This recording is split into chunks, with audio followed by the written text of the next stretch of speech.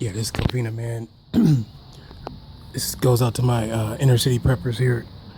I was just gonna go over in case the lights go out. For whatever reason, you might have a natural disaster. Like they're talking about hurricane coming on the East Coast. I'm out here on the West Coast in my backyard. There's no telling when the big one might show up, or for whatever reason, the lights go out. There is something you can do about it. At least as far as dealing with the lights being off.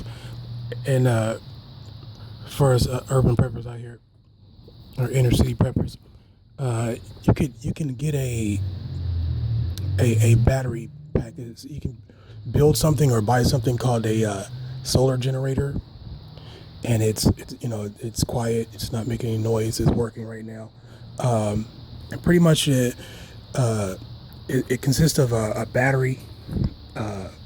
This battery I use for my inflatable boat. It's a Minn Kota, a little electric motor that goes on an inflatable boat, but it's dual purpose. You can use it for emergency energy. So I have the battery, and that battery, it has about a little bit over 100 amp hours.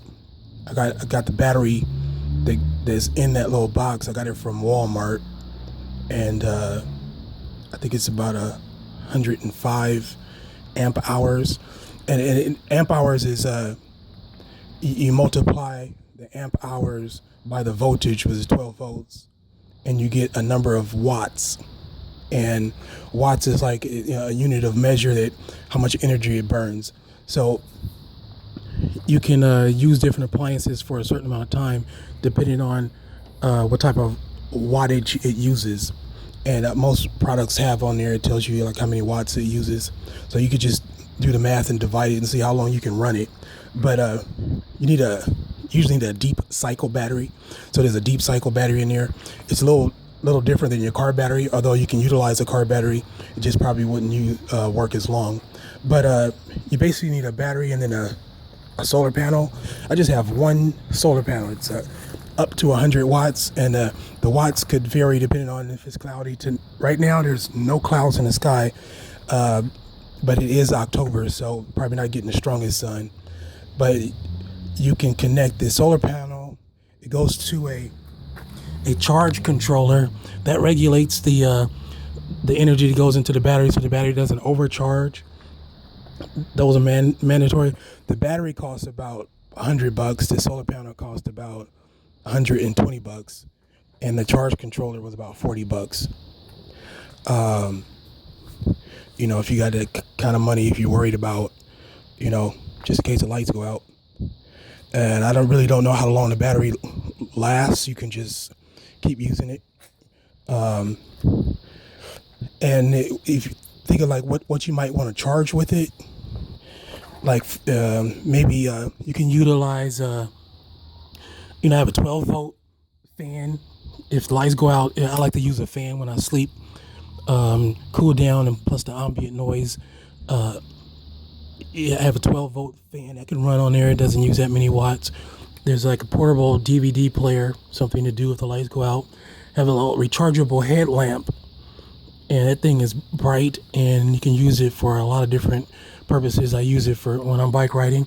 These little portable chargers for your phone, they can be utilized in different ways. Also has a USB light. You can stick that in there and use it for a very long time. You need your walkie-talkies or something. Cell phone communication go out. Maybe you can communicate with people walkie-talkie. Also 12 volt. And you can buy various speakers that basically give you music you can plug up if you want to entertain, or just use old radio headphones or whatever. But anyway, you also can get an inverter, and a power inverter can work on a car. Most of the time, I guess people do use it for a car, but these inverters, they take the 12 volt energy from a battery and convert it to something that can utilize a house. What you utilize a house, which is like 110 volts.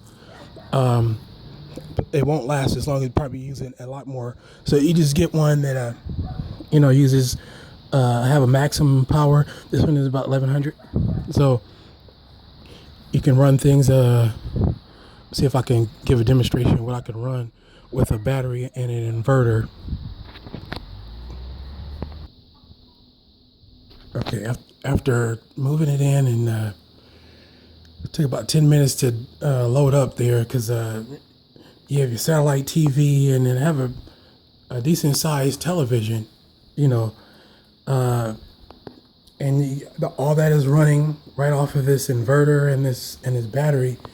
And this particular inverter tells me that I'm using 102 watts. So 102 watts just with the satellite TV and the television, it's about 1200 watt battery. So that can last pretty long, I don't think I would, use it all the way up, because with the solar panel doesn't charge up as fast as they use it. So, but anyway, if it was an emergency, I got it on the local weather here, but storms going on. So that's something that one could utilize if you're, if you have cable or something. It may, that could be knocked out, but the satellite, as long as the dish is still up there, you can use use a battery to charge it and watch television. So okay, that goes out to my inner city preppers out here. Peace out. This is Covina Man. Hope this was informative.